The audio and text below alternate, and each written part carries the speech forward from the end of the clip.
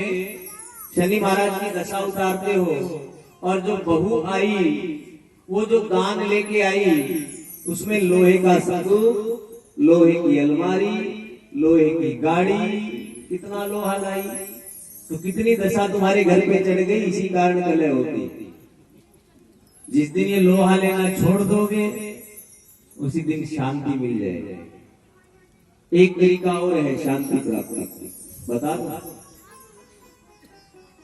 बता दूं क्या माताओं, विशेष करके आपके लिए है तो राधे राधे बोलो। हमारे यहाँ जब बहू आती है तो माताओं की आदत है मुंह दिखाई देने जाती है। मेरी बहू आई मुंह दिखाई में क्या देते हो? कपड़ा, पैसा, सोना, चांदी देते हो ना। अब जब घर में नई बहू आए तो उसको सोना, चांदी, कपड़ा कुछ मत देना।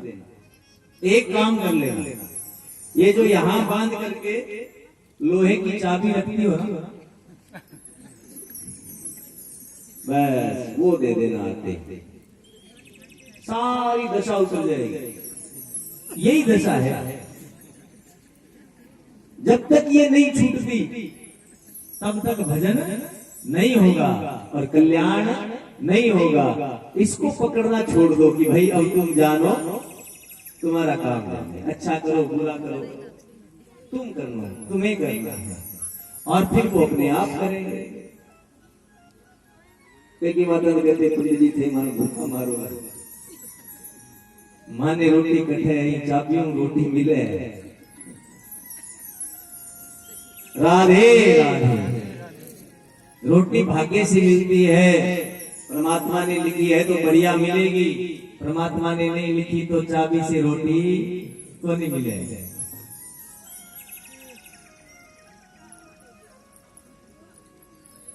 दंपति नाम च कलकलम, और राय देने वाले कौन है ऐसा भी लिखा, शाल को बुद्धि राय।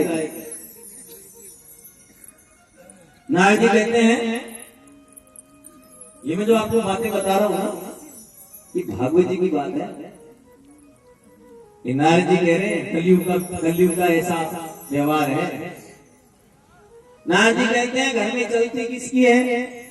बोले बूढ़े माता पिता दादा दादी बाहर है चारपाई उनकी, कोई नहीं पूछता।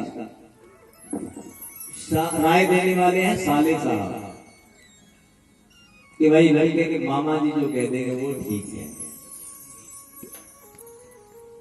ऐसा मैंने गृहस्थों का व्यवहार देखा महाराज, तो मैंने सोचा कि यहाँ भी शांति नहीं मिलेगी, तो फिर मैं तो वृंदावन चला गया कि चलो वृंदावन में भगवान का जन्म हुआ है, वृंदावन की भूमि बड़ी पवित्र है, सो मैं वृंदावन चला गया कि वहां जाकर के जरूर शांति मिलेगी।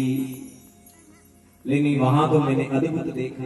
क्या देखा कि यमुना जी के किनारे एक बड़ी सुंदर स्त्री बैठी हुई रो रही है। बहुत सी स्त्रियां उसकी सेवा कर रही हैं और दो बूढ़े पुरुष उसके पास लेटे हैं, मूर्छित अवस्था में हैं। मैंने देखा ये क्या है, लेकिन मैंने दूर से देखा, पास में नहीं गया। नारद जी कहते हैं क्योंकि स्त्रियों का क्या पता कब रोने लग जाएगा, हंसने लग जाएगा।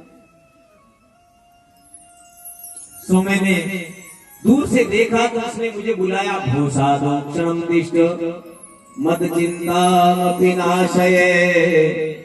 हे साधु पुरुष रुकिए, मेरी बात सुनिए। तो नारद जी कहते हैं उसके पास चला गया। वो बोली, काशी तुम कामी हो नेमा नारी का पदम लोचना। नारद जी ने पूछा, देवी तुम कौन हो और ये स्त्रियां कौन है और ये बुढ़े पुरुष कौन है? तो उसने कहा, अहम भक्तिर विख्याता इमो में तनयो मतो। मेरा नाम भक्ति है और ये मेरे दो पुत्र हैं, ज्ञान और वैराग्य। नारद जी तो आंखें फाड़ के देखने लगे। माता युवा है, पुत्र बूढ़े हैं, ये बात समझ में नहीं आई। वृंदावन में भक्ति है, युवा ज्ञान वैराग्य नाम की भक्ति के पुत्र हैं बूढ़े। अध्यात्म में थोड़ा इस बात को समझिएगा कि जीवन में ज्ञान, भक्ति और वैराग्य तीनों होंगे तो कल्याण होगा, तो भगवत प्राप्ति होगी। तीनों चाहिए। भक्ति तो है, क्योंकि बिना भक्ति के जीव सत्संग में चलकर नहीं जाता, बिना भक्ति के जीव भगवान के मंदिर में नहीं जाता, बिना भक्ति के जीव भगवान की कथा नहीं सुनता। जिसके हृदय में भक्ति होगी वही सुनेगा, नहीं तो अनेक बहाने लेगा। नहीं तो कहते महाराज मन शुद्ध होना चाहिए। अरे भाई, मन की शुद्धि होती है, ये तस्मात् परम किंचन मन शुद्धि न विद्यते। मन की शुद्धि होती है तो ही सत्संग में व्यक्ति जाता है। जिसके मन में संसार का कचरा भरा पड़ा हो वो सत्संग में नहीं जाता, वो कथा में भक्ति होगी तो ही भगवान की कथा में जाएगा। कई लोग कहते महाराज माने सत्संग की बात करो, माने तो मरण नहीं, टाइम नहीं। मैंने कहा भैया जब मरोगे ना तो तुम्हारे रिश्तेदारों को भी टाइम मिल जाएगा। मरने के लिए टाइम की आवश्यकता नहीं, भाई बंधु रिश्तेदार भी खाली हो जाएंगे, उनको भी टाइम मिल जाएगा। मरने के लिए टाइम की आवश्यकता नहीं है।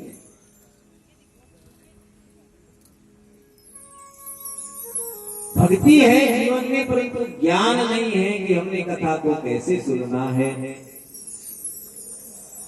कथा में जाकर बैठना कैसे है, तो बात नहीं बनती। मान लो आप में भक्ति है, अब मंदिर में गए, पुजारी जी बेचारे सुबह सुबह मंदिर को साफ सुथरा बनाया, भगवान को भोग लगा करके सुंदर सजाया। आप गए और वो मिट्टी के पेड़ लेकर मंदिर में चले गए, फिर वहां पे पड़ा चंदन या जो सिंदूर इत्यादि, उस पे उंगली लगाया और वो कुछ तो भगवान के माथे लेप दिया, कुछ खुद के माथे लेप लिया, फिर दीवार पे लेप दिया, बचा हुआ। और कई कई लोग क्या करते हैं, भीड़ वाले मंदिरों में जाना ज्यादा पसंद करते हैं। जहां ज्यादा भीड़ लग जाए वही आदमी जाना शुरू कर देता है। वही इधर भीड़ ज्यादा, इधर चलो। भाई भगवान कितने हैं, कितने भगवान हैं? एक भगवान है। तो अब भीड़ वाले मंदिर में भी तो वही भगवान है, और बिना भीड़ वाला गांव का मंदिर में उसमें भी भगवान तो वही है ना, दो तो नहीं। अब कईयों ने नाम लिख लिया, ये फलाने वाले हनुमान जी, ये फलाने वाले हनुमान जी, ये फलाने वाले हनुमान जी। कितने हनुमान जी हैं? हनुमान जी तो एक है ना।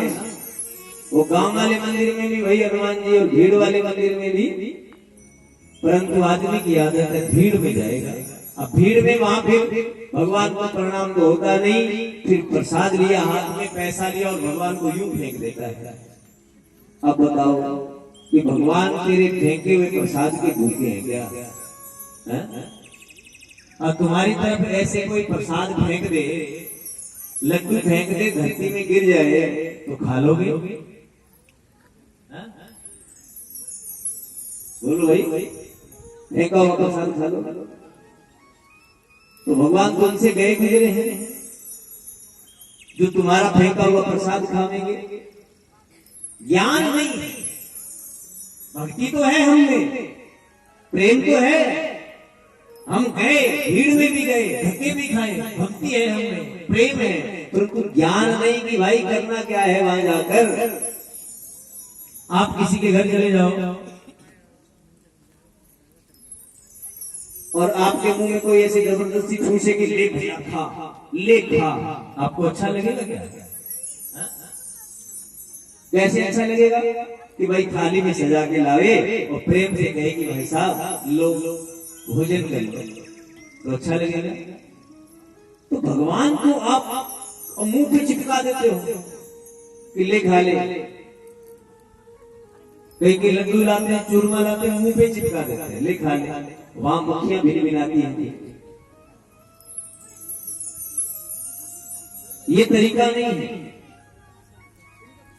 आप अपनी जैसे आप खुद पसंद करते हो कि भाई थाली में डाला, प्रेम से भगवान के आगे रखा, फिर पर्दा लगाया कि प्रभु आप मेरा आपका दिया हुआ आपको अर्पण है, मेरा कुछ नहीं है, आप भोजन कीजिए। तो भगवान भोग लगाते हैं। प्रेम भी है और थोड़ा तरीका भी है, ज्ञान भी होना चाहिए। अब ज्ञान तो है, प्रेम भी है, भक्ति भी है और ज्ञान भी है, परंतु वैराग्य नहीं है तो बात बनने वाली नहीं। वैराग्य किसको कहते हैं? बेराग हो जाना। वैराग्य का सीधा सीधा अर्थ मैं आपको ये बताऊं कि आप कथा में बैठे हो और घर से कोई समाचार आ जाए या घर में कोई याद आ जाए, ओ मैं तो ये काम भूल आया तो कथा छोड़ के चल देना, ये वैराग्य नहीं है।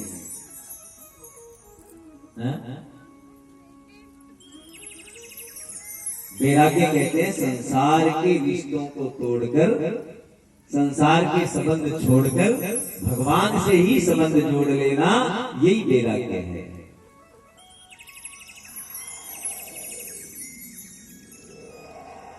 परमात्मा से जुड़ना, संसार को छोड़कर वैराग्य कहलाता है।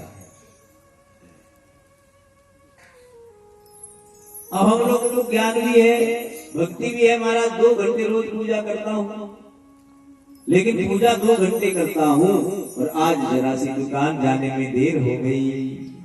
हम मंदिर में तो बैठे हैं, परंतु मन कहाँ है?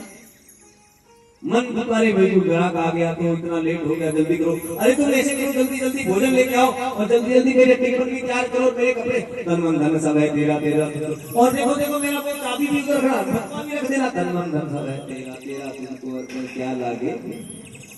अब मन तो दुकान में है और तन मंदिर में है, बात बनने वाली नहीं है। मनी राम जी को काबू करना जरूरी है। तन से बैठे हो कथा में, मनी राम जी घर बैठे हैं तो बात बनने वाली नहीं।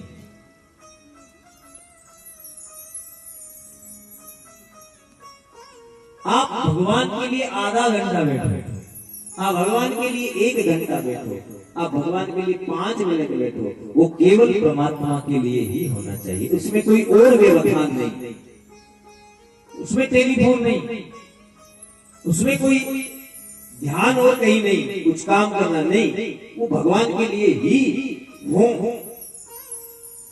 तभी बात बनती है। इसी को वैराग्य कहते हैं। और धीरे धीरे इस वैराग्य को बढ़ाना है। पहले 10 मिनट का है, 20 करना है, घंटा करना है, 2 घंटा, 4 घंटा, 10 घंटा, फिर 24 घंटे का वैराग्य करना है। पुराण में लिखा है, व्यक्ति के जब प्राण निकलने लगे, प्राण निकलने लगे और वो ये कह दे कि मैं सन्यासी हो गया, मैं वैरागी हो गया, तो कहते हैं यमदूत उसके पास नहीं आते, सीधा वैकुंठ जाता है। पर इस बात का पता कैसे चले कि मैं मरने वाला हूं? सुखदेव जी महाराज से परीक्षित ने पूछा कि महाराज भजन किस समय करना चाहिए, किस समय पे भजन करना चाहिए, सबसे बढ़िया समय कौन सा? सुखदेव जी बोले जब प्राण निकलने वाले तब भजन करना चाहिए। महाराज परीक्षित बोले महाराज ये पता चले कि प्राण कब निकलेंगे? प्राण तो बैठे बैठे कब निकल जाए पता लगता है। लोग बातें करेंगे, अभी तो सोया, अभी तो मेरे से बात कर रहा था, इतनी देर में क्या होगा, बैठे बैठे ही गया। तो महाराज सुखदेव जी कहते हैं कि भैया जब ये डर लगता है कि प्राण कब निकल जाए पता नहीं है, तो भजन होते ही रहना चाहिए 24 घंटे। संसार के काम छूटे तो छूटे, संसार छूटे तो छूटे, पर भजन ना छूटे, तब जाकर के जीव का कल्याण होता है। तपस्या करनी पड़ती है तब जाकर के जीव का कल्याण होता है।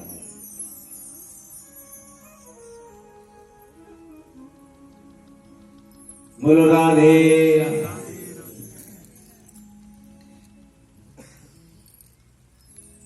तो नारद जी ने कहा अब भक्ति वहां युवा है वृंदावन में, ज्ञान वैराग्य बूढ़े हैं, इसका मतलब समझ गए ना।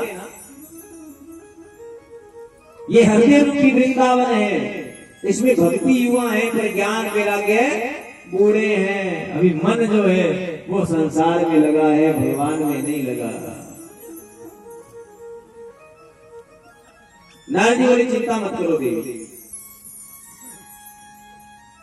यदि पृष्ठस्तस्वया बाले प्रेमतः स्मरणं कुरु सर्वभक्ष्यामि ते भद्रे कशमलं ते गमिष्यति।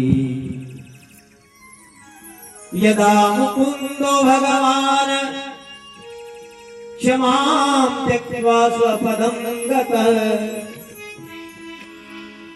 तदीनात् कलिरायात् सर्वसाधन बाधक। हे देवी तुम चिंता मत करो, भगवान श्री कृष्ण जिन्होंने द्रौपदी का दुख दूर किया वो कहीं गए नहीं, यही है। जो भी उन्हें बुलाता है उसका दुख दूर करने तुरंत पहुंच जाते हैं। तेरा दुख भी दूर करेंगे, चिंता मत करो। यत् फलं नास्ति तपसा न योगेन समाधिना तत् फलं लभ्यते सम्यक् कलौ केशव कीर्तना। हे देवी इस कलयुग में जो त्रेता युग सतयुग इत्यादि में समाधि में फल मिलता था, तप से मिलता था, योग से मिलता था, वो केवल भगवान के भजन से मिल जाता है। इसलिए भगवान का भजन करो खूब। मित्रेर भागवती वार्ता गे गे जने जने कारिका कण लोभेन कथा सारस्वतो गतः। नारद जी कहते हैं कलयुग में कथाएं तो बहुत होगी, घर घर में कथा, गांव गांव में कथा, जगह जगह 10 बार गांव में कथा होगी, लेकिन देवी कथा केवल दिखावे के लिए होती है। आजकल अनाप शनाप दिखावा किया जाता है, कथा अनाप शनाप धन का खर्च किया जाता है। वहां लोग देखने आते हैं, सुनने नहीं आते हैं। देखने वालों की संख्या ज्यादा होती है, सुनने वालों की कम होती है। और कलयुग में जीव वासना इतना घर कर गई है हृदय में कि जीव वासना के लिए जीता है। वासना कितना घर कर गई है, इसका सीधा सीधा उदाहरण मैं देता हूं। मैंने कल भी आपको बताया होगा कि भैया भगवान की कथा चल रही है तो सब लोगों को काम धंधे हैं, घरों में चिपके बैठे हैं, और यहाँ कोई नाचने गाने वाले ले आओ, गंदे गीत गाएं, तो देखो फिर कौन घर पे रहता है? हा? फिर तो जिसके लाते नहीं है वो भी एक बार तो आएगा कि भाई कैसे ना कैसे मैं पहुंचूं। ये कलयुग का प्रभाव है, ये वासना घर कर गई है। भगवान की कथा अच्छी नहीं लगती, संसार की वासनाएं अच्छी लगती हैं। बोलो राधे।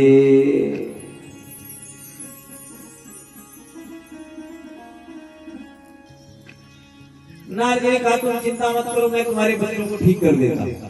तो नारद जी ने गीता, भागवत, पुराण, वेद सब सुनाए, परंतु ज्ञान वैराग्य जरा सा हिलते हैं और फिर मूर्छित हो जाते हैं, फिर हिलते हैं, फिर जल्द मूर्छित हो जाते हैं। नारद जी ने कहा वो ज्ञान वो वैराग्य, उठो उदिष्ट जागो, परंतु नहीं जागे तो चिंता हो गई। गीता पाठे मुहुर्मुहु, वेद वेदांत तो सब सुनाया, गीता पाठ भी सुनाया, परंतु ज्ञान वैराग्य नहीं ले, चिंता हो गई, आकाशवाणी हुई। अनन्याय आकाशवाण्यापि गोप्य तवेन निरूपित, किं वा तत्साधनं कार्यं येन कार्यं भवेतयो। आकाशवाणी हुई, अरे नाथ सत्कर्म करो। अब ये सत्कर्म होता क्या है, कैसे होता है, कुछ बताया नहीं। कहां मिलेगा, कुछ नहीं बताया। सत्कर्म कहां मिलेगा। और नारद जी ने कहा देवी तुम यहीं बैठो, मैं जरा सत्कर्म की तलाश में जाता हूं कि ये सत्कर्म कहां मिलेगा। तो नारद जी चल पड़े, जो संत महात्मा मिले उसी से पूछे कि महाराज सत्कर्म क्या होता है। अब नारद जैसा महात्मा नहीं जानता कि सत्कर्म क्या है, तो छोटे मोटे पकड़ क्या जाने। तो कई तो अपने अपने आश्रम बंद करके निकल गए, कईयों ने समाधि में बैठ गए, मौन व्रत धारण कर लिया। महाराज जी हैं, शिष्यों ने कहा मौन व्रत धारण किया है, बोले लिख के बता देंगे, बोले नहीं लिखने का भी व्रत है। और घूमते घूमते नारद जी बद्रिका आश्रम में पहुंच गए, वहां सनकादिक ऋषियों को देखा, और सनकादिक ऋषियों को देख करके कहा, सनकादिक ऋषियों ने पूछा कैसे उदास घूम रहे हो। तो ये सारी कहानी सनकादिक ऋषियों को नारद जी ने सुनाई कि महाराज इसलिए उदास घूम रहा हूं। तो सनकादिक ऋषियों ने कहा नारद जी कोई बड़ी बात नहीं, आप चिंता मत करो, उपाय तो हमारे पास है। अच्छा महाराज क्या उपाय है। अरे महाराज आप चिंता मत करो, श्रीमद् भागवत महापुराण की कथा वही उपाय है। नारद जी बोले अच्छी बात है महाराज। अरे ये भागवत पुराण तो वेदों का ही सार है, मैं चारों वेद सुना के आ रहा हूं, तो ये सार सुनाने से क्या हो जाएगा महाराज। सनकादिक ऋषियों ने कहा नारद जी आपने कभी आम का फल खाया, आम का फल खाया है। बोले हाँ महाराज खाया है, कैसा होता है। बोले महाराज बहुत मीठा होता है। अब आम का फल खाकर और कोई ये सोचे